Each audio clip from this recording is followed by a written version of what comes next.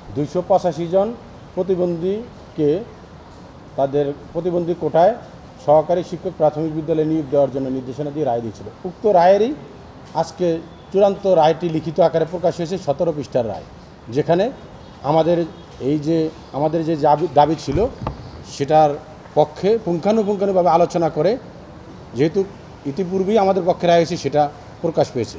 এই রায়ে যে বিষয়টি উল্লেখযোগ্য সেই বিষয়টি রয়েছে যে, যেহেতু এখানে একটি কথা আমি ক্লিয়ার করব যে এই রায় সার্কুলারটা কিন্তু ছিল প্রাথমিক বিদ্যালয়ে সহকারী শিক্ষক নিয়োগ সার্কুলার 2020 সালে।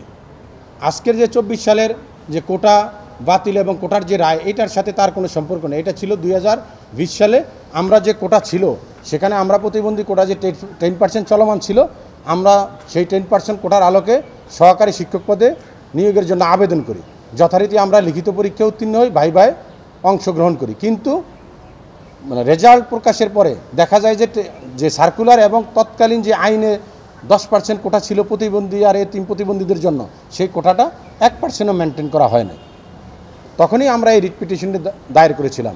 আজকে এখানে যে আলোচনাটা করেছেন মহামান্য হাইকোর্টের মাননীয় বিচারপতি মহোদয়গণ, যে প্রতিবন্ধী সুরক্ষা আইনে যে 35(1) সেখানেও বলা আছে যে তাদেরকে কোনোভাবে বৈষম্যের স্বীকার করা যাবে না, এবং সংবিধানের 28-এ যেটা বলা আছে যে পিছিয়ে পড়া জনগোষ্ঠীকে আগে আনার জন্য যে কোনো পদক্ষেপ নেওয়া যাবে, সেটাকে এখানে প্রাধান্য দেওয়া হয়েছে। সর্বশেষ একটি নির্দেশনা দিয়ে মহামান্য হাইকোর্ট সরাসরি একটি নির্দেশনা দিয়েছেন যে the respondent are directed to appoint the petitioner, যে এই যে 285 জন আমাদের পিটিশনার রয়েছে তাদেরকে প্রাথমিক বিদ্যালয়ের সহকারী শিক্ষক পদে তৎকালীন সার্কুলার আলোকে যে 10% কোটা ছিল তার আলোকে তাদেরকে নিয়োগ দেওয়ার জন্য নির্দেশ দিয়েছেন।